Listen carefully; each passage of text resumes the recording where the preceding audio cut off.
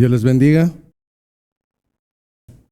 Que la gracia, la paz y la misericordia de nuestro Señor esté con cada uno de los que hoy ha dispuesto su tiempo, su corazón, para alabar a un Dios que es fuerte, vivo, a un Dios al cual no se le puede engañar, un Dios que es misericordioso, pero que también tiene paciencia bajo un límite. En esta mañana vamos a nuestras escrituras. El día de hoy daremos continuidad a la exposición cronológica y consecutiva del libro del profeta Ageo. Y el día de hoy estaremos escudriñando los primeros 6 versículos.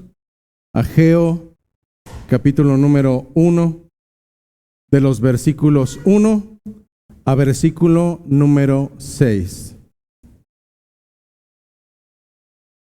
Dice la palabra de nuestro Señor en esta mañana. En el año segundo del rey Darío, en el mes sexto, en el primer día del mes, vino palabra de Jehová por medio del profeta Ageo a Zorobabel, hijo de Salatiel, gobernador de Judá, y a Josué, hijo de Josadac, sumo sacerdote, diciendo: Así ha hablado Jehová de los ejércitos, diciendo: Este pueblo dice, no ha llegado aún el tiempo de que la casa de Jehová sea reedificada. Entonces vino palabra de Jehová por medio del profeta Ageo, diciendo: ¿Es para vosotros tiempo, para vosotros, de habitar en vuestras casas artesonadas, y esta casa está desierta? Pues así ha dicho Jehová de los ejércitos: meditad bien sobre vuestros caminos. Sembráis mucho y recogéis poco. Coméis y no os saciáis. Bebéis y no quedáis satisfechos. Os vestís y no os calentáis. Y el que trabaja a jornal, recibe su jornal en saco roto. Oremos al Señor, hermanos, para poder comenzar la exposición, y después de orar puedan tomar sus asientos. Amado Señor, tú que escudriñas los corazones y para el cual no hay nada oculto, aún las intenciones de nuestro vano y necio corazón son claras para ti, Señor. Tú, Señor, que estás en todo pensamiento y bajo toda intención, amado Dios. Tú conoces el motivo por el cual estamos hoy aquí. Mas, Señor, tú no solamente eres capaz de discernir aún los más profundos pensamientos del hombre. No, Señor. Aún tú eres capaz de transformar esos pensamientos y de cambiar esos corazones. Es por eso, Señor, que en esta mañana te suplico, Señor, que no tomes en consideración nuestras faltas, mas, Señor, que extiendas misericordia una vez más, que abras nuestro entendimiento, que dispongas nuestro corazón. Que todo aquello, Señor, que es vano sea hecho a un lado para que tu palabra, Señor, sea expuesta con denuedo. Pues no pretendo, Señor, venir a traer un mensaje de mi propio bolsillo. Mira, Señor, que soy como un cartero que no ha escrito la carta, cuyo propósito no fue plasmado por mí. Soy un simple servidor que viene a traer, Señor, lo que tú has dispuesto para tu pueblo. Por eso, Señor, guarda mis labios, guarda mi pensamiento y aún guarda mi corazón, para que tu mensaje, Señor, sea expreso para los tuyos, tal cual como tú, Señor, lo has dispuesto. Hoy te lo suplico, Señor, en esta mañana, a través del nombre glorioso de mi Salvador Jesucristo. Amén. Tomen sus asientos, por favor.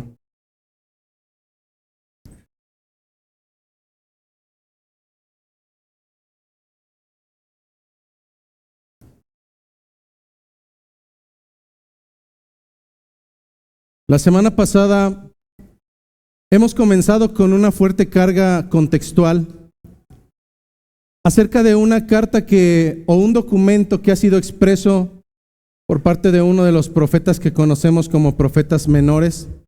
La extensión narrativa consta tan solamente de 2 capítulos. Es un documento muy pequeño. Sin embargo, el mensaje es un mensaje sumamente fuerte, el cual no solamente ha quedado en el corazón de aquellos hombres, de aquellas mujeres que regresaron del exilio a causa de las consecuencias de su propio pecado. Y a través de este profeta Ageo, Dios traería un mensaje que trascendería no solamente los límites de la temporalidad de aquel entonces. Estamos hablando de 521 años antes de Jesucristo, 521 años antes de Jesucristo. Y aún así, después de 2500 años promedio, 2524 años, esta carta sigue retumbando en el corazón de los hombres y en el corazón de las mujeres que en esta época moderna no saben decir otra cosa cuando se les habla acerca de las cosas del Señor, más que responder con un no tengo tiempo. Eso fue lo que hablamos la semana pasada, acerca de un mal generalizado que existe en un gran número de los que dicen ser creyentes hoy en día. Y es que cuando se habla acerca de las cosas del Señor, acerca de todas las cosas del Señor, siempre saldrá un no tengo tiempo.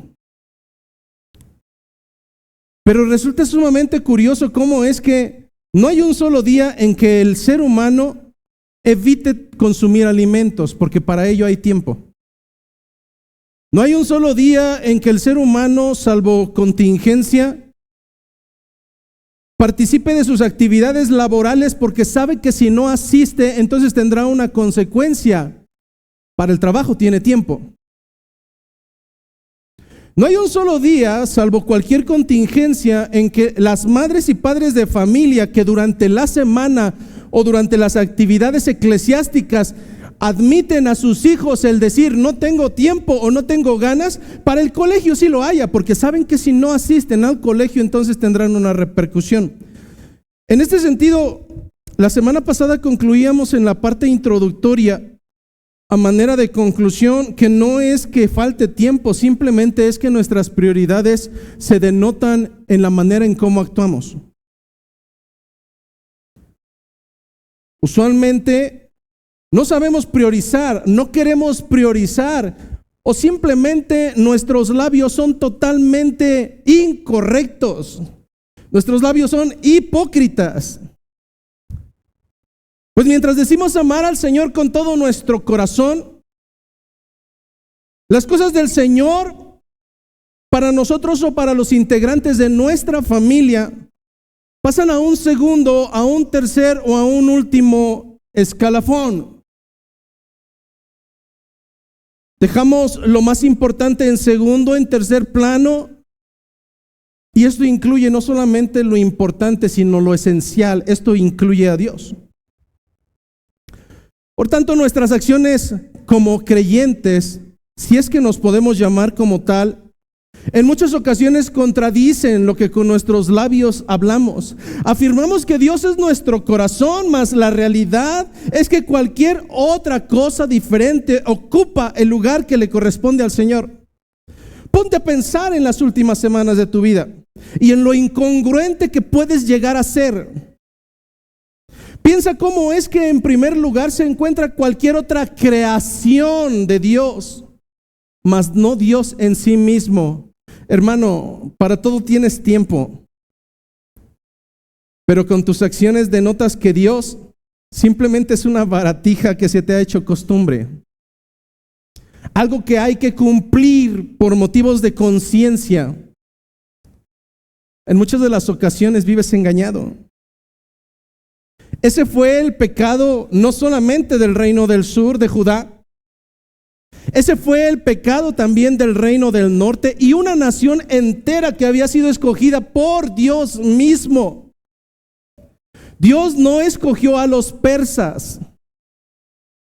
Dios no escogió a ninguna otra nación de la tierra. A Dios le complació iniciar el proceso de redención por medio de una nación, la más pequeña, la más insignificante, Belén Efrata.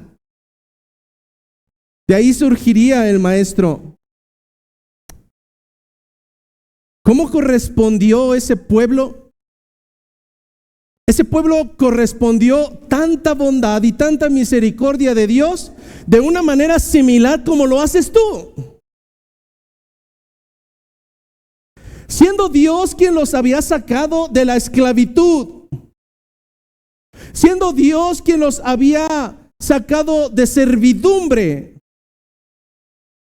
siendo Dios quien les alimentaba y les dio una tierra, siendo Dios quien los dirigió por misericordia, estos hombres simplemente fue mucho más sencillo voltear sus ojos a cualquier otra tontería e intercambiaron la gloria de Dios y lo sustituyeron por una construcción hecha de manos, un becerro forjado al cual nombraban Baal, al grado de que los reyes incentivaron al pueblo y le dijeron: no, Jehová no fue quien te sacó de Egipto, este becerro fue quien te sacó.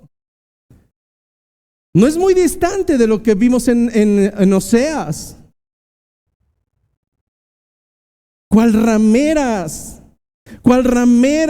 el pueblo de Dios le fascinaba más revolcarse con cualquier buen partido en lugar de respetar a su Señor? Ese fue el pecado del reino del norte, ese fue el pecado del reino del sur, y ese fue el motivo por el cual vino el castigo, la consecuencia, la disciplina, el juicio por parte de Dios. Y este juicio se tradujo en un cautiverio. Está bien, ¿te gusta ser esclavo? ¿Amas tanto lo que hace el mundo? Pues te entregaré nuevamente a donde está tu primer amor. Recordamos cómo en la historia vimos la semana pasada que tanto el reino del norte como el reino del sur fueron llevados cautivos. Algunos a Babilonia, otros más a Egipto, a Siria. Pero enfocándonos en el tema del profeta Ageo, nosotros recordamos cómo ese cautiverio duró 70 años para el reino del sur. Y algo que debemos de tener en consideración para aquellos que todavía aman el ponerse en un lugar antes que Dios, es que el pueblo de Judá no salió por iniciativa propia del cautiverio. En ocasiones cuando algunos de ustedes dicen: yo tengo este vicio, yo tengo este pecado, pero cuando yo quiera lo dejo. No es cierto. No es así. El hombre sería comparado más adelante como un perro, el cual en su necedad es tan nauseabundo y en su necedad que es capaz de volver a comer su propio vómito. Más adelante el hombre sería comparado con una marrana, con un cerdo, el cual lo han limpiado simplemente para que nuevamente vuelva a sus propios gustos, a ensuciarse otra vez más. Así es la naturaleza del hombre. Por tanto, la iniciativa no la tomó el pueblo de Israel y no pudo, porque ellos amaban la esclavitud. Amaban ser como perros que vuelven al vómito, amaban ser como cerdos que vuelven a regocijarse en la sociedad. Esa es la naturaleza del ser humano. ¿Acaso no recordaremos que aun cuando salieron de la cautividad de Egipto, aún en medio del trayecto de la libertad, no habían pasado unos cuantos momentos cuando empezaron a renegar y a renegar y a renegar, al grado de incluso ansiar lo que tenían detrás? Hermano, la naturaleza no ha cambiado.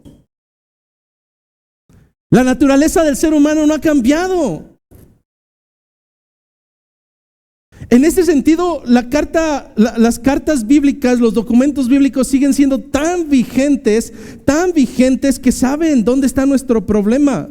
Así es que el mismo texto, hablando de lo que vimos la semana pasada en Primera y Segunda de Reyes, nos da entendimiento que no fue el hombre quien tomó la iniciativa. Siempre ha sido Dios. Siempre.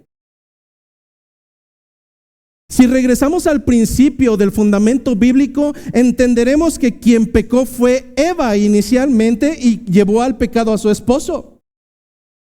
¿Quién tomó la iniciativa para resarcir esa comunión entre Dios y los hombres? ¿Fue Adán? ¿Fue Eva? No. Fue el mismo Dios. Fue Dios quien llamaría a Abraham a salir de Ur de los Caldeos para comenzar un proceso de restitución y dar una promesa de redención en la cual seríamos benditas todas las naciones. Ahora la historia es exactamente la misma con el pueblo necio de Israel. Es Dios, y eso vimos la semana pasada, es Dios quien mueve el corazón del rey Ciro de Persia. Es Dios quien mueve y trastorna el corazón de un gentil para disponer libertad al pueblo de Dios y que regresaran no solamente a libertad, sino que regresaran a la tierra prometida con un propósito muy claro: restaurar el templo de Dios.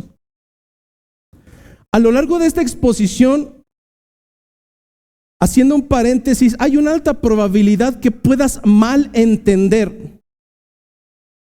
Porque al mismo tiempo que el libro es narrativo, el género literario es narrativo, al mismo tiempo es un libro con tintes proféticos. La narrativa profética o el género profético, debemos entender que no es literalista tal cual como pudiera ser la narrativa histórica. En la narrativa histórica, y solamente para comprender un poco, libros como Primera y Segunda de Crónicas son libros narrativos. De tal manera que si ahí me dice que salieron 5,000 personas, yo entenderé que salieron literalmente 5,000 personas. Pero habrá libros que llamamos proféticos, que la manera en cómo son escritos no es literalista. Y que a veces necesitaremos ir al pensamiento y al corazón del escritor para comprender de qué está hablando. Porque son analogías, porque se utilizan tipos y antetipos, porque se utilizan semejanzas.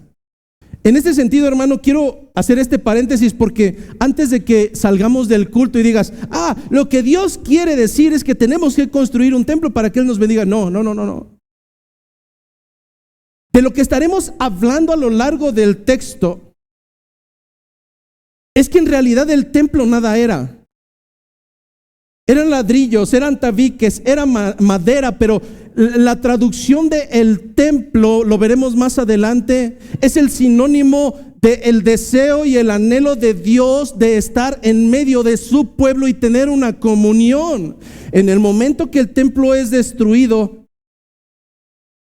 usamos la analogía, o se usará la analogía para entender que no es el templo el que está roto, no es el templo el que está en ruinas, es el significado del templo, la relación entre los hombres, la relación entre Dios, es totalmente algo inhabitable. No puedes estar ahí, no puede haber comunión. El llamado de Ageo, si bien estará enfocado en reconstruir el templo, realmente estaremos hablando de lo que en ocasiones pasa en tu vida. Congregas domingo a domingo. En tus reuniones dices que eres creyente. En ocasiones en tu casa tienes una Biblia y la abres.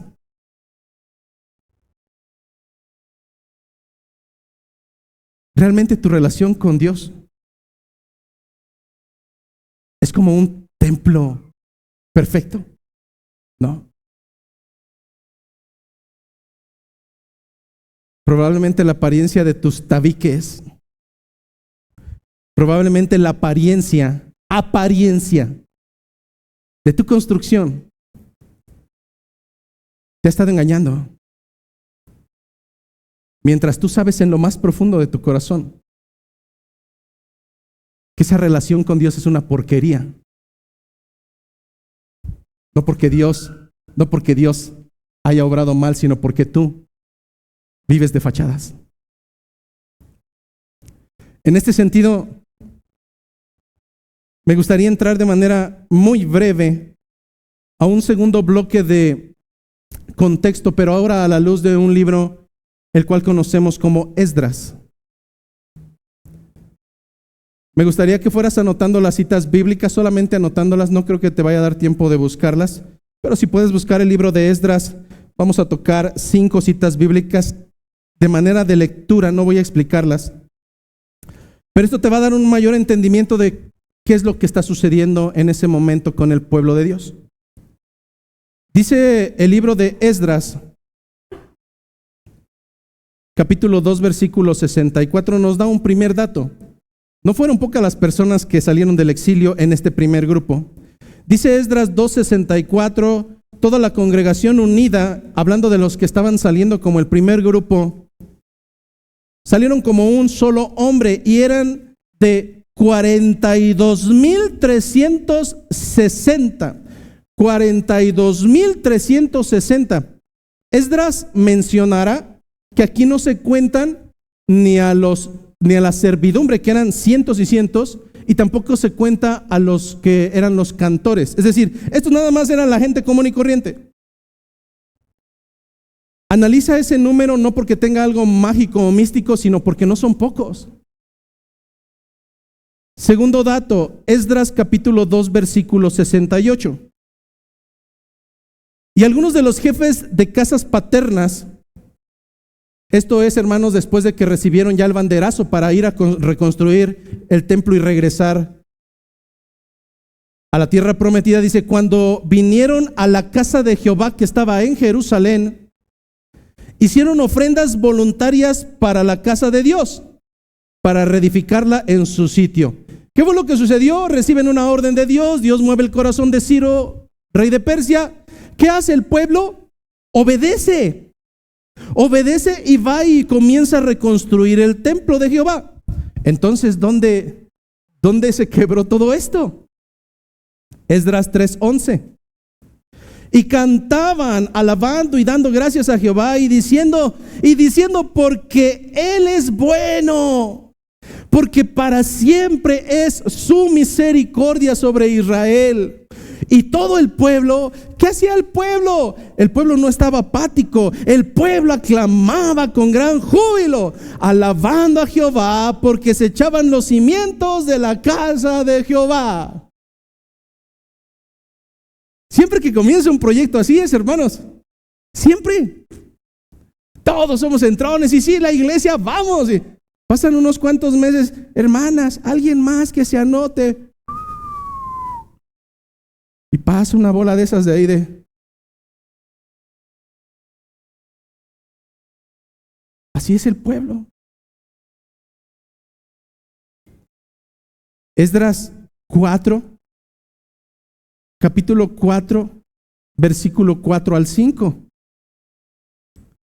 Dicen las escrituras. Pero el pueblo de la tierra, es decir, los que estaban habitando ya el lugar de donde los habían llevado cautivos, pero el pueblo de la tierra intimidó al pueblo de Judá y los atemorizó para que no edificaran. Sobornaron además contra ellos a los consejeros para frustrar sus propósitos todo el tiempo de Ciro, rey de Persia, y una vez que murió, hasta el reinado de Darío, rey de Persia, es decir, quien sucedió a Ciro. ¿Qué sucedió? El pueblo comenzó a obedecer, comenzaron a reconstruir, pero vinieron los primeros inconvenientes. Casi quiero imaginarlos. Oye, el día de ayer gritábamos de júbilo y sí, vamos a reconstruir el templo y ánimo, hermanos. Y pasaron unas semanas y vinieron los problemas, vinieron las trabas, los obstáculos y, oye, vamos. No, ya ves que, es que no te acuerdas que, y es que pobre de mí. No ha cambiado mucho el escenario. Esdras capítulo 4, versículo 24. Entonces llegó el momento fatídico. Dice Esdras 4:24, entonces cesó la obra de la casa de Dios que estaba en Jerusalén y quedó suspendida hasta el año segundo del reinado de Darío, rey de Persia. Justamente como comienza el documento del día de hoy. Desde el momento en que comenzó el pueblo y que fueron libertados por misericordia de Dios, hasta el segundo año del reinado de Darío, rey de Persia, cesaron las actividades en el templo de Dios. ¿Sabes cuánto tiempo pasó? 16 años. 16 años de un pueblo apático, 16 años de un pueblo muerto, dormido, que de poco a poco empezaron a intercambiar todo su gozo en Dios por otros gozos que no eran Dios. Así comienza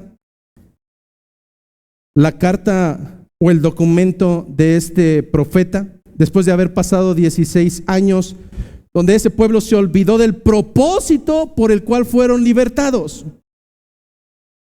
Pues ahora su pensamiento ya no estaba enfocado en Dios, su pensamiento estaba enfocado en ellos mismos.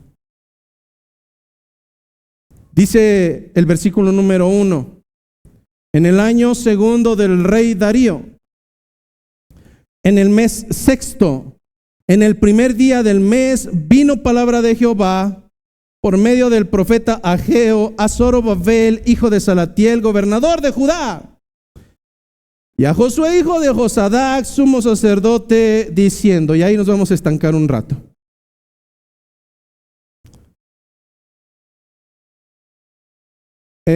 Cuando un joven en nuestra iglesia, cuando un joven menor de edad, y en ocasiones incluso no tan menor de edad, si todavía vives con sus papás, si un menor de edad en nuestra iglesia cae en ocasión de pecado y su servidor se da cuenta, lo primero que hago no es ir con ese joven, con ese menor de edad. Usualmente yo me dirijo con los papás. Hay una suposición que Dios puso autoridades en esta tierra. Incluso el día de hoy, Dios impondrá autoridades en esta tierra. No quiere decir que las que queden sean las mejores, son las que Dios impuso. A veces tendremos lo que nosotros amamos, pero ese es otro punto, no quiero entrar ahí, terrenos escabrosos.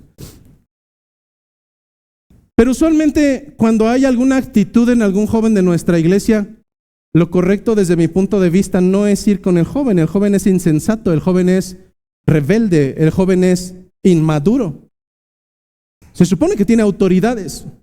Si esas autoridades cumplen o no su función, esa ya es otra cuestión.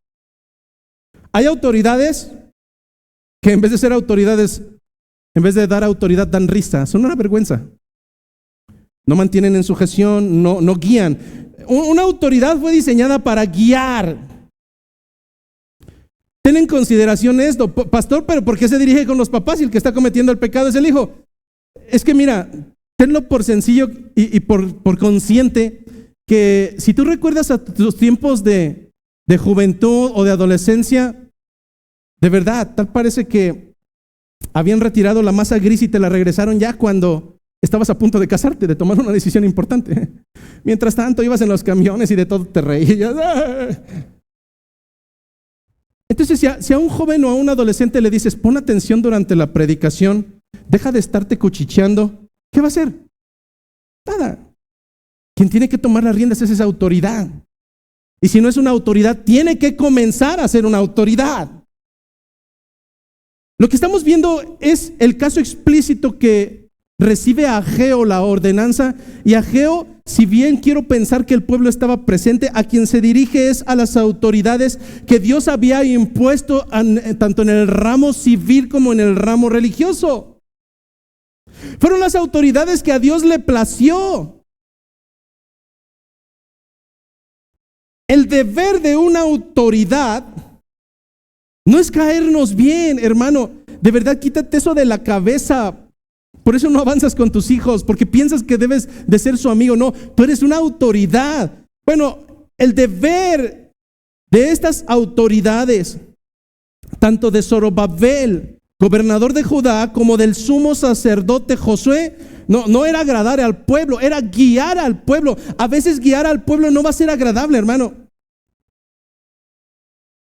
A veces incluso dentro del matrimonio la esposa tendrá que ser la amiga y tú tendrás que ser no sé cómo nombrar, pero alguien tiene que llevar la autoridad. No puede haber dos guiñoles en una familia. ¿Qué debió de haber hecho este sacerdote? Debió de haber guiado al pueblo en el ámbito espiritual. Hoy cientos de autoridades detrás de un púlpito son payasos que no están guiando al pueblo conforme a las escrituras, lo están guiando conforme a su corazón y conforme a sus deseos y anhelos. Hermano, tarde que temprano las autoridades tendremos que dar cuentas delante de Dios. ¿Qué hiciste con lo que puse en tus manos? ¿Cómo administraste eso que puse en tus manos? Llámale finanzas, llámale hijos, llámale descendencia. Es a ellos a quien se dirige el profeta Ageo para dar las indicaciones de cómo es que se tiene que dirigir el pueblo. No cómo es que el pueblo quiere dirigirse, sino cómo debe dirigirse. Son dos cosas distintas.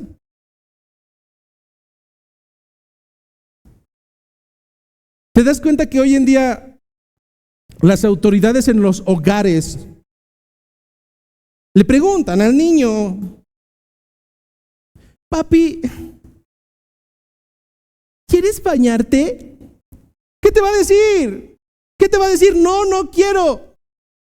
Pregúntale si quiere ir a la escuela y te va a decir que no. Pregúntale si quiere hacer la tarea y te va a decir que no. Bueno, ¿quién es la autoridad? Él. Tú no. Dios, por medio de Ageo, se está dirigiendo a quien se supone que debería de tomar las riendas de ese pueblo para encaminarlos. El pueblo, si le hubieras dado la opción de pedir y de pensar por dónde quieren ir, por dónde quisieran ir, lo demostraron con el tiempo. Ellos querían ir en pos de la fornicación, del adulterio, de los excesos, de gozar, de dormir, de sentirse satisfechos, pero no de buscar a Dios. El trabajo de una autoridad impuesta por Dios es dirigir lo que ha puesto en sus manos, dirigirlo delante de Dios. Tus hijos jamás querrán ir delante de Dios bíblico. Tu trabajo, mi trabajo es dirigirlos hacia Él.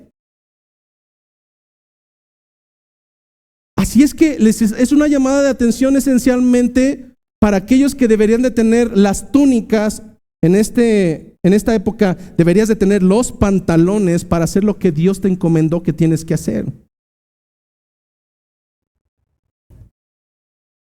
Por indicación divina, entonces comienza su trabajo Ageo. La fecha es exacta, el 29 de agosto del año 520 antes de Cristo. Es decir, en el segundo año del reinado de Darío el Grande. Es en ese momento donde viene la palabra de Jehová, no de Ageo, viene la palabra de Jehová. Y esto nada más lo dejo en claro porque en ocasiones me vas a decir: pues yo no estoy de acuerdo con lo que usted dice, o yo no creo lo que usted... Hermano, no me importas, en serio, no me importa si crees o no. Si yo me salgo del fundamento bíblico, entonces por favor sí dime, no concuerdo con usted, pero Ageo estaba hablando la palabra de Dios. Lo que hacemos en esta iglesia es hablar la palabra de Dios. Vino palabra de Jehová por medio del profeta Ageo a Zorobabel, hijo de Salatiel. ¿Quién era este Zorobabel, hijo de Salatiel? ni más ni menos que nieto de Jeconías, heredero del trono de David, gobernador de Judá, quien debería de tomar las riendas en el ámbito civil, pero además a Josué, hijo de Josadac. ¿Quién era Josué, hijo de Josadac? Era descendiente del linaje de Aarón, descendiente del linaje de Sadoc.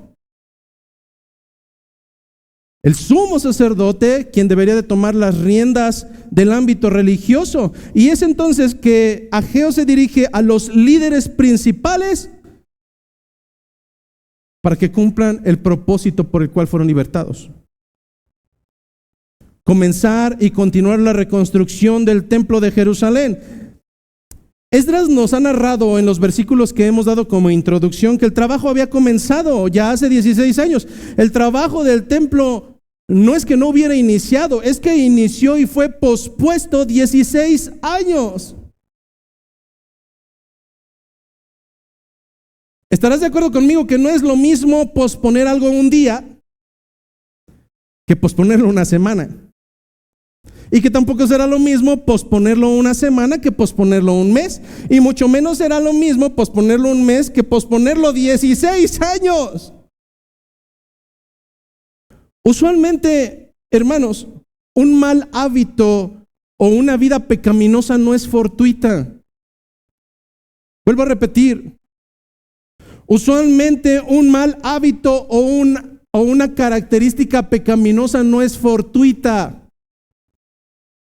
Usualmente el pecador inicia porque en una oportunidad se le da la ocasión de pecar y probablemente en esa ocasión rasga sus vestiduras y no está a gusto y siente que es inmerecible, pero se le presenta la segunda ocasión y entonces es como el perro que vuelve a su vómito.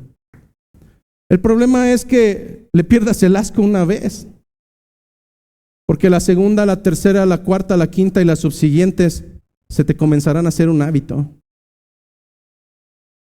Piensa en cualquiera de tus pecados, en cualquiera de tus hoy pecados, que sean ocultos o no tan ocultos, no importa, delante de Dios todo es claro. Pornografía, masturbación, adulterio, desobediencia, jóvenes, desobediencia. ¿A poco es pecado desobedecer? Bueno, el Señor lo pone al mismo nivel que las rameras. Al desobediente a los padres y a la ramera los pone en el mismo escalafón. Dime si no será falta. ¿Cómo comienza el pecador? Ay, mis papás ni se van a dar cuenta. Y a lo mejor ese primer día tienes un poco de, oh, me van a cachar. Pero la segunda, la tercera y la cuarta comienzas en el ámbito del cerdo. Ahora ya no es desagradable, ahora ya es un gozo estar en la suciedad. El pueblo había pospuesto, quiero imaginar, un día la reconstrucción y después fue una semana y después ya fue una normalidad. Pasaron 16 años. Te aseguro que todo comenzó con posponerlo un día y ese día hubo aflicción, pero las siguientes semanas ya no hubo remordimiento, ya fue normal. Así es la vida pecaminosa del hombre. Comienza con una ocasión y después ya es una práctica constante y después, ay, pastor, es que no puedo. Claro que puedes. Tu queja no debería de ser no puedo, es no quiero. Tu queja no debería de ser no puedo, pastor, soy débil. No, tu queja debería de ser amo mi pecado al grado de regocijarme en él. ¿Cuál es el mensaje de Dios para este pueblo? Versículo número 2. Así ha hablado Jehová, no Ageo, así ha hablado Jehová de los ejércitos diciendo. Este pueblo dice, no Dios dice, este pueblo dice, no ha llegado aún el tiempo de que la casa de Jehová sea reedificada. ¿Ubicas que repite nuevamente la palabra tiempo? Hay algo bien interesante, solamente no lo olvides más adelante. Está repitiendo en una misma frase 2 ocasiones un concepto. El pueblo dice, no ha llegado aún el tiempo de que la casa de Jehová sea reedificada. Solamente recuérdalo más adelante. Lo primero que tenemos en consideración es que no fue Dios quien dijo que no era el tiempo. Fue el pueblo. Y ni siquiera el pueblo de Dios. Fíjate cómo está escrito. Las palabras en la gramática son sumamente hermosas. No dice mi pueblo, dice este pueblo. Madres de familia, ustedes tienen hijos, como sean. A veces hay hijos que uno dice, ay, Dios mío. Entonces cuando uno ama a su hijo y dice, ay, este muchacho sí me salió bueno, uno dice, este es mi hijo. Pero cuando a uno lo tienen ya hasta la coronilla y te sacan canas azules y se te está cayendo el pelo porque ya estás harto de ese hijo, dices, este hijo. ¿Te das cuenta cómo está refiriéndose Dios al pueblo de Israel? Este pueblo. No quisiera poner palabras de más, pero te voy a decir y quiero abrir un paréntesis. Para mí esa expresión es, ya estoy harto de ellos. Ya no es mi pueblo, ahora es este pueblo. Antes de cerrar el paréntesis, yo me pregunto, ¿cómo se referirá Dios cuando habla de mí? Es más, ¿cómo se referirá Dios cuando habla de ti? ¿Dirá mi hijo? ¿O dirá este hijo? No lo sé. Pero esta palabra nos demuestra que hay un cierto grado de indiferencia, no hay una intimidad, la intimidad se rompió, no es mi pueblo. Este pueblo está diciendo que no ha llegado el tiempo. Nosotros recordamos que al inicio comentaba que no se trata de la reconstrucción del templo, no se trata de la casa de Dios. Ese no es el objetivo central, es lo que simula el significado de esa casa. La restauración del templo pone de manifiesto el deseo de Jehová de renovar la relación con su pueblo. Ellos habían estado 70 años cautivos. Dios quiere restaurar no el templo per se, no el templo en sí mismo. Dios está dispuesto a restaurar, a tener una reconciliación bajo el sinónimo de reconstruir su casa. Si nosotros recordamos de dónde surge todo esto, vemos el libro de Éxodo y Levítico, cómo es que específicamente en Levítico surge un lugar sumamente común, que era el tabernáculo, el lugar donde Dios prometió que estaría en medio de su pueblo, y a donde el pueblo se movía, vámonos, tabernáculo. Y a donde llegaban, ahí se sentaba el tabernáculo, porque todo podría faltar, hermanos, menos la presencia de Dios. Dios les había demostrado que dentro de su propósito estaría estar siempre al lado de su pueblo. En ocasiones a manera de una columna de nube, en otras en una columna de fuego, pero Dios era la disposición de estar con su pueblo, aun cuando el pueblo fuera necio. Más tarde dispondría el hecho de que fuera la reconstrucción o la construcción de un templo. Eso lo había dispuesto David en su corazón. Y Dios le dijo que sí se haría una realidad, que habría un templo el cual ya no se movería más. Porque Dios tenía ese anhelo, esa disposición de estar en medio de su pueblo y nunca más volver a salir. Salomón construiría ese templo fastuoso, que más tarde sería destruido a causa de la necedad del bendito pueblo del Señor. Este pueblo. Así es que el deterioro del templo no era otra cosa más que el sinónimo de la relación con esas mismas características. Una relación totalmente deteriorada. Dios tenía la disposición de restaurar esa relación. ¿Qué dijo el pueblo? No ha llegado el tiempo. Dios dijo que era el tiempo. Y el pueblo dijo, no es tiempo de renovar la casa de Jehová. ¿Te suena familiar? En verdad, hermano, tal pareciera que estoy describiendo a algunos de nosotros. el pueblo de Dios, la nación santa, real sacerdocio, que tiene tiempo para todo, menos tiempo para Dios. Dios quiere restaurar la intimidad, pero el pueblo dice no. En mi necedad, Dios entiende, no es el tiempo.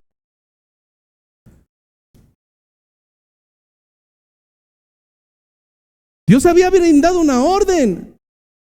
Para Dios era el tiempo. ¿Qué hace el pueblo? No se trata solamente de decir no es el tiempo, es lo que viene detrás, hermano, de verdad. Piensa por un momento esto. A veces tú pensarás que el hecho de que alguien llegue tarde a la iglesia, o que llegue incluso siempre, cuando ya las alabanzas están por terminar, no es porque se le hace tarde, hermano. Uno pudiera decir, ay, hermano, siempre llega tarde. No, es que esa es la evidencia. Cuando tú plantas un rábano, las ramas de arriba no son el rábano se encuentra abajo. Cuando tú ves un iceberg, lo único que ves es la punta, pero todo lo que está abajo es la suciedad. Cuando tú ves un mal hábito, ese no es el pecado está abajo. Cuando a una persona se le da lo mismo llegar tarde a un culto o no llegar, no es el tiempo, hermano, es lo que hay aquí. ¿Por qué no llegas? Porque esto no te importa. Porque esto para ti es algo secundario, hermano. La comunión de la iglesia. Vamos al tema de la comunión de la iglesia. Queremos pertenecer a los cielos. Queremos pertenecer y estar con Jesucristo. Queremos estar con Él. Sí, Dios mío, te amo, Cristo, pero detesto a tu malvada iglesia. Es decir, sí quiero estar con Cristo, pero con esta bola de rufianes y con ellos no. ¿No se te hace incongruente? Bueno, yo cuando me casé con mi esposa, yo sabía que los hermanos y los papás venían de por medio. En este sentido, hermano, lo que vemos en ocasiones solamente es el reflejo de lo que hay dentro, de lo que hay en el iceberg. No es lo preocupante lo que vemos, sino lo que hay debajo, la suciedad que está dentro. En este caso, ¿qué es lo que hace el pueblo? No solamente es decir no es el tiempo. Lo que está sucediendo es algo mucho más peligroso. Lo que está haciendo el pueblo es retar a Dios, retar directamente a Dios, confrontándolo. Imagínate por un momento, imagínate a Dios frente a ti, imagínate que Dios te está hablando y tú, a diferencia de la creación, eres el único soberbio que se para delante de Él y le dice, no quiero. Y haz lo que quieras, yo no quiero. Delante de Dios. No es decir no tengo tiempo, no. Es la actitud del por qué llegas hasta ahí. Retar a Dios contradiciéndolo. Tú dices que es el tiempo, yo digo que no. Tú dices que hay que hacer, yo digo que no. Tú dices que no dejes de congregar, yo digo que sí. Tú dices que hay que guardarnos en santidad. No, a mí me encanta ser una ramera. ¿Te das cuenta?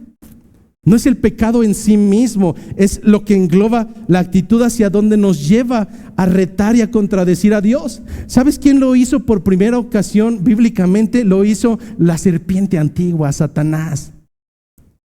Satanás fue el primer hereje. Un hereje es el que contradice la palabra de Dios. Dice el libro de Génesis capítulo 3 versículo 1.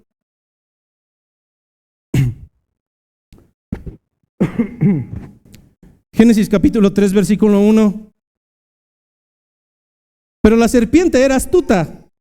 Está hablando de Satanás, no está hablando de una serpiente, de una víbora, no. Escatológica y bíblicamente veremos que durante todo el fundamento bíblico se refiere a alguien en específico. No era una serpiente, era la serpiente. Pero la serpiente era astuta más que todos los animales del campo que Jehová Dios había hecho. ¿Qué tan astuta era? Muy astuta. La cual dijo a la mujer, fíjate aquí, bien curioso, con que Dios os ha dicho, no comáis de todo árbol del huerto. ¿Acaso eso fue lo que había dicho Dios? No, eso nunca lo dijo Dios. aunque Dios os ha dicho, no comáis de todo árbol del huerto. La mujer respondió, no, del fruto de los árboles del huerto podemos comer. Pero del fruto del árbol que está en medio del huerto, dijo Dios, no comeréis de él, ni le tocaréis para que no muráis. ¿Cómo se rebate a los herejes que dicen que Dios dijo? No con lo mismo, sino con lo que Dios realmente dijo.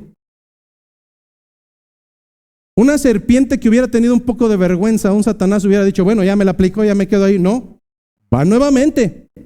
Entonces la serpiente dijo a la mujer, no, Dios no tiene razón. ¿Dios te dijo eso? No, no moriréis. Sino que Dios sabe que el día que comáis de ese fruto, es decir, de él, serán abiertos vuestros ojos y seréis como Dios, sabiendo el bien y el mal. Luego entonces, ¿qué sucede con todos aquellos que contradicen la voluntad, la palabra, los designios, los estatutos, los mandamientos de Dios? ¿Provienen de Dios? No. No. Esa naturaleza no viene de Dios. Dios no se contradice. A veces el mentiroso sí dice, no, es que tú dijiste, no, yo no dije, tú dijiste esto y esto y esto. Ah, no dije. ¿De dónde viene esa naturaleza? No viene de Dios. Los que contradicen a Dios, si Dios dice es tiempo y tú dices, no es tiempo, tu actitud no proviene de Dios. Proviene de la serpiente. Proviene del contrario. No te engañes, de verdad, no te engañes. Contradecir a Dios es contradecir al Supremo. Este primer caso de herejía contradijo la palabra de Dios, no una, sino dos ocasiones, sacándola fuera de su contexto. Fue Satanás, fue la serpiente antigua. Esto mismo es lo que nos está narrando Ageo con el pueblo de Judá. Dios dice, llegó el tiempo. El pueblo dice, no ha llegado aún el tiempo. No es tiempo de restaurar la relación con Dios, es lo que están diciendo. ¿Has escuchado esa tontería de que en el último minuto me arrepiento y mientras viven la vida loca? ¿No te suena muy similar? ¿No te suena a la misma tontería? No, ahorita no es el tiempo. No, es que este es el tiempo. Este es el tiempo. ¿Quién te dice que vas a amanecer mañana? Este es el tiempo de restaurar la relación con Dios. Veíamos semanas o meses atrás cómo es que en los últimos capítulos del texto anterior, hablando de Gálatas, veíamos cómo es que incluso dentro de la iglesia a veces pretenden burlarse de Dios. De verdad, en serio, de verdad. No, hermano, no. Congregante, asistente, lo que seas. No puede caber en tu pensamiento que Dios es un tonto. No, en serio, de verdad, no. Dios es el todopoderoso, Dios es el omnisciente, Dios es el omnipresente. Cualquier tontería, cualquier suciedad que hagas aún en lo oculto va a salir a la luz. Y va a ser para tu vergüenza. Piensa por un momento lo sencillo que es para nosotros sustituir a Dios. Sustituir cualquier actividad de la iglesia a la que perteneces, donde Dios te trajo, por cualquier otra cosa. ¿Cómo es que la naturaleza del ser humano de hoy en día es exacta a aquellos hombres necios, donde es sencillamente intercambiable las cosas de Dios por cualquier deleite de mi carne? ¿Acaso no es la misma actitud de la que estamos hablando, hermanos? ¿Acaso no es el mismo pecado del que estamos hablando? Hoy, como en aquel entonces, el pueblo de Dios de manera continua, cuando es el pueblo de Dios y son las cosas de Dios, simplemente dirá, es que no es el tiempo. ¿Sabes qué es lo más patético? Que quieres estar con Dios por la eternidad, mientras aquí en la tierra no tienes tiempo para Él. Eso es ilógico. Quieres estar con Cristo por la eternidad, pero aquí en la tierra no hay tiempo. Señor, profetizamos en tu nombre, echamos fuera demonios. Es más, no hicimos pocos, sino muchos milagros en tu nombre. ¿Qué responderá en aquel día? Nunca os conocí, apartaos de mí, hacedores de maldad. Mateo capítulo número 7. Hermano, al final de los días Dios te va a desenmascarar.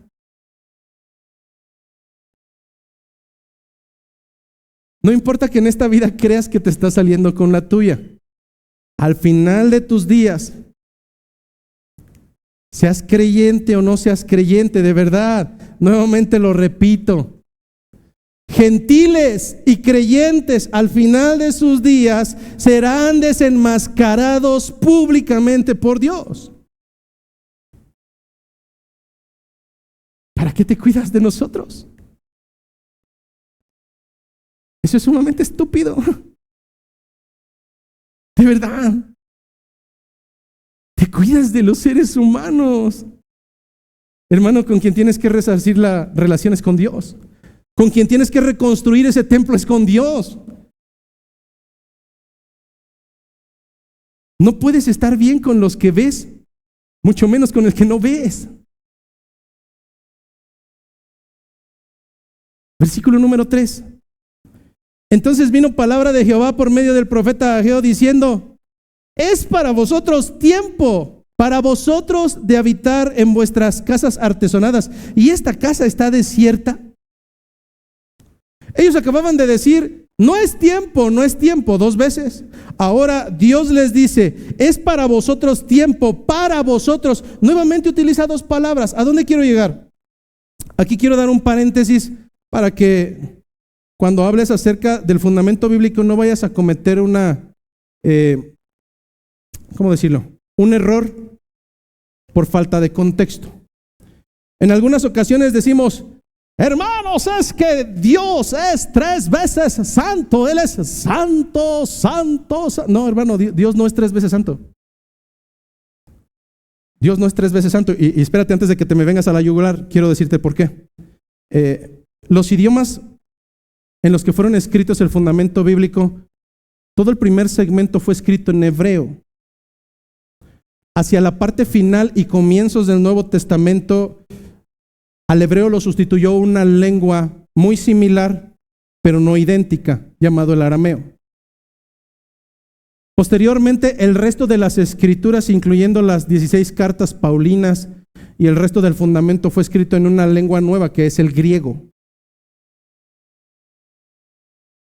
Actualmente en nuestras computadoras, actualmente en nuestras Biblias, nosotros utilizamos cuando algo queremos resaltar y decimos: eso es importante, eso es sumamente importante. Cuando queremos hacer énfasis en algo, nosotros actualmente tenemos el tamaño de tipo de letra y decimos: esto que es más importante lo voy a hacer más grande. O esto que es más importante y que es digno de resaltar, que no se te pase, ahí está. A lo mejor lo voy a poner como mi Biblia, que ya parece mapamundi, que saco los colores y es ¡fum! Subrayar. ¿Por qué? Porque esto es importante. Todo se te puede pasar menos esto. Esto es digno de enfatizar. Cuando se utiliza la repetición constante de una palabra en los idiomas hebreo, arameo o griego incluso, se hace con la necesidad de poner un énfasis. En aquel tiempo no había marcatextos amarillos ni verdes. Bueno, entonces sabemos que Dios es santo. No, Dios no es santo, Dios es santo. No es como nosotros, no, Él es santo. De verdad os digo, decía constantemente Jesucristo, no es que solamente es verdad, es que es totalmente la verdad, está por encima de cualquier otra verdad. En verdad os digo. ¿Qué es lo que está diciendo aquí? Dios está haciendo énfasis en una palabra que no debe de pasar de vista de nosotros. Dice: es para vosotros, tiempo para vosotros. ¿Esto qué quiere decir, hermanos? Que el pueblo de Dios no estaba pensando en Dios. El énfasis no está en Dios, el énfasis es para vosotros, para vosotros. Es el énfasis en el hecho de que el pueblo de Dios ocupó el lugar de Dios. no las cosas de Dios. Es para vosotros, es para vosotros. Me acuerdo de esos videos donde en las iglesias pasan a dar su testimonio. Y ya sea al inicio o al final hay una frasecita que les dijeron que se aprendieran. Para la honra y gloria de Dios. No es cierto. No es verdad. Es para vosotros, es para vosotros. Quieres quitarle lugar a Dios. No es para la honra de Dios, es para tu propia vanagloria. ¿Qué es lo que está haciendo? El Señor está desenmascarando a ese pueblo. Ustedes no están interesados en las cosas de Dios. Ustedes están interesados en ustedes mismos. Es para vosotros, es para vosotros. Ejemplo, ¿sucede en nuestra época? Sí, claro. Pastor, queremos hablar con usted. Mire, le hemos estado orando a Dios infinitamente, como no tiene una idea, y entonces Dios ha respondido nuestra oración. Ya cuando escucho eso digo, ya sé por dónde va. Pastor, hemos orado de verdad, hemos orado a Dios, y Dios ha contestado, Dios, y Dios ha contestado nuestra oración. Dios nos ha dado la bendición después de haberlo orado mucho a Dios, a Dios. Y nos vamos a tener que ir de esta iglesia porque el Señor Dios nos ha permitido ahora tener un negocio y ya no ser trabajadores, pero este negocio está en Chimalhuacán. Como, a ver, permíteme entender. Tus hijos, tu esposa y tú están congregando en una iglesia, creo que sana. Y entonces Dios les mostró en oración que tienen que dejar de congregar para ganar dinero. Sí, pastor, eso es lo que está sucediendo. Es que usted no entiende. Le dijimos a Dios, abre las puertas, y las puertas se han abierto. No es de Dios. Es para vosotros. Para vosotros, para vosotros. Es que no se trata acerca de Dios, se trata acerca del ídolo que ocupa su lugar, el lugar de Dios. Se trata de vosotros, se trata de vosotros. Para aquel pueblo no era tiempo de reedificar la comunión con Dios, para ellos era el tiempo de reedificar sus propias viviendas. Para vosotros, tiempo de habitar en vuestras casas artesonadas. Breviario cultural. Pastor, ¿qué es artesonado? Me preguntó Dianita, pastor, ¿qué es artesonado? Y yo le digo, mire Dianita, artesonado es una palabra de la arquitectura de la antigüedad que se utilizaba no solamente para referirse a las techumbres de madera, sino techumbres de madera que eran talladas a mano, pieza por pieza, delicadamente, para que no solamente cubriera las inclemencias del tiempo, sino que eso fuera totalmente primoroso y carísimo, como no tiene una idea. ¿Qué hizo este pueblo? No solamente dijo no es el tiempo, sino que es el tiempo para hacer lo que yo necesito. Y no solamente lo que yo necesito, hermanos, cuando hablamos de casas artesonadas hablamos de lujos. No es lo mismo lujo que necesidad. Cuando tu esposita te dice, ay, es que necesito un vestido rosa.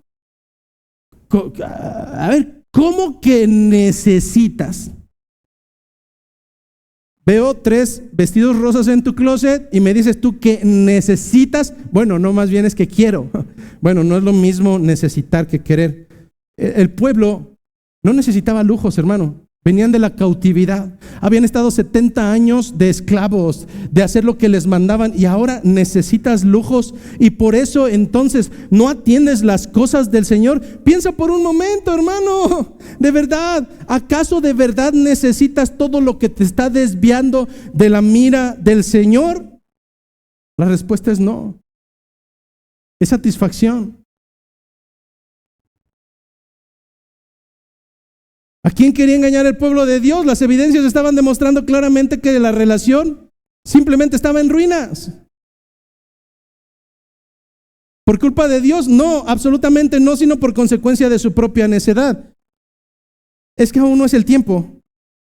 Versículo 5, pues así ha dicho Jehová de los ejércitos. Si Dios te dice que es tiempo y tú dices que no es tiempo, pues entonces así ha dicho Jehová de los ejércitos, meditad bien sobre vuestros caminos.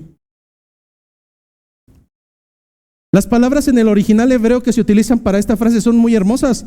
La palabra para meditar es la palabra levad, que no solamente es piensa, sino ve a lo más profundo de tu corazón. No lo hagas un minuto, no. Dedícate a escudriñar tu corazón y entonces visualiza tus caminos. La palabra que se utiliza en el original en hebreo es la palabra derek. La palabra derek se traduce como el curso de tu vida. Ve a lo más profundo de tu corazón. En verdad, el día de hoy yo esperaría, hermanos, que después de esta predicación se olviden del pueblo de Israel y concéntrense en ustedes mismos, que vayan a meditar, vayan a lo más profundo de su corazón, donde ustedes usualmente no van, y realmente mediten en cuál ha sido su caminar hasta el día de hoy. Mediten en sus caminos. ¿Qué es lo que tenían que meditar? Versículo 6. Mediten que siembran mucho y después de sembrar mucho, no recogen nada. O recogen poco. Mediten de verdad, mediten de verdad. Comen y nunca están satisfechos. Siempre quieren algo más. Beben y no quedan satisfechos. Visten y nunca tienen llenadera. Y aquellos que trabajan por un salario, por un jornal, siempre reciben su jornal. Y no importa cuántas veces te suban el sueldo, siempre parece que está en saco roto. Nunca alcanza. ¿Cuántas veces te han subido el sueldo? 1, 3, 5. Y la misma manera en que llorabas y que desatendías las cosas del Señor. Por un lado llorabas porque no te alcanzaba y por otro desatendías las cosas del Señor. ¿No es lo mismo que sigue sucediendo hoy mismo después de que te han subido tantas veces el sueldo? Medita, hermano. Medita en tu corazón. Medita en tu caminar. Porque aunque en vez de reedificar el templo la gente se había dedicado a embellecer sus propias casas, cuanto más trabajaban por sí mismo, parece que menos tenían. ¿Por qué? Porque estaban descuidando lo más importante, estaban descuidando la vida espiritual. Durante el tiempo que se preocuparon en construir y en embellecer sus propias casas, Dios detuvo la bendición. Dios puede hacer eso, Dios puede hacer lo que le plazca. En este mismo momento, si tu hijo es tu adoración y es tu ídolo, ¿acaso Dios no puede llevárselo hoy mismo? Dios puede hacer lo que quiera. Tu gran trabajo, con tantos bonos, tiempo extra. Te lo digo por experiencia. Un día estás y al otro día ya no estás. ¿Qué es lo que ocupa hoy el lugar de Dios? ¿Tu esposa? ¿Piensas que es eterna? ¿Piensas que Dios no la puede quitar? ¿Y porque Dios la quite es malvado? No, hermano. En ocasiones Dios hará lo necesario para restituir esa comunión. Quitarte tus ídolos. Quitarte aquello que está desviándote. Claro, si eres hijo. Dios lo había prometido. Desde el tiempo de Moisés, ya lo había predicho, que esto sucedería si el pueblo no caminaba con Dios. Hay algo bien interesante antes de entrar en la lectura bíblica de Deuteronomio 28. Date cuenta de algo de verdad. ¿Dios bendice, hermanos? ¿Dios bendice? ¿Y Dios maldice? Sí. Sí. Si tú te vas a todo el libro de Deuteronomio, te va a decir, bueno, si tú haces esto, entonces serás como árbol plantado junto a corriente de agua que da su fruto en su tiempo y su hoja no cae y todo lo que hace prospera. Pero si no, entonces Dios te está diciendo que va a pasar en escenario A y en escenario B. ¿Dios es malvado? No. Consecuencias. Consecuencias. ¿Qué dice el alcohólico? ¿Dios me maldijo? No, Son las consecuencias de tu necedad, cirrosis hepática. Deuteronomio 28, 36 al 45. ¿Qué dijo desde aquel tiempo por medio de Moisés? Jehová te llevará a ti y al rey que hubieres puesto sobre ti. Cuando el pueblo tuvo la necedad de decir, ponnos un rey. A nación que no conociste ni tus padres. Allá servirás a dioses con D minúscula ajenos, al palo y a la piedra, y serás motivo de horror y servirás de refrán y de burla a todos los pueblos a los cuales te llevará Jehová. Sacarás mucha semilla al campo y recogerás poco, porque la langosta lo consumirá. Plantarás viñas y labrarás, pero no beberás vino, ni recogerás uvas, porque el gusano se las comerá. Tendrás olivos en todo tu territorio, mas no te ungirás con el aceite, porque tu aceituna se caerá. Hijos e hijas engendrarás, y no serán para ti, porque irán en cautiverio. Toda tu arboleda y el fruto de tu tierra serán consumidos y por la langosta. El extranjero que estará en medio de ti se elevará sobre ti muy alto, y tú descenderás muy bajo. Él te prestará a ti y tú no le prestarás a él. Él será por cabeza y tú serás por cola. Y vendrán sobre ti todas estas maldiciones y te perseguirán y te alcanzarán hasta que perezcas. Por cuanto no habrás, ¿por qué sucedió esto? ¿O por qué sucedería? Por cuanto no habrás atendido a la voz de Jehová tu Dios para guardar sus mandamientos y sus estatutos que Él te mandó. Y serán en ti por señal y por maravilla y en tu descendencia para siempre, por cuanto no serviste a Jehová tu Dios con alegría y con gozo de corazón. Por la abundancia de todas las cosas servirás, por tanto, a tus enemigos que enviará Jehová sobre ti, con hambre y con sed y con desnudez y con falta de todas las cosas, y Él pondrá yugo de hierro sobre tu cuello hasta destruirte. ¿Esto ya habrá pasado de moda? No, hermano, es vigente. Esto es vigente. ¿Dios bendice? Sí. Y aquí viene la implicación también de la maldición. ¿Alguna vez te has puesto a pensar, ¿por qué mis hijos no son creyentes? ¿Por qué les hablo de Dios? ¿Y por qué no atienden? ¿Por qué?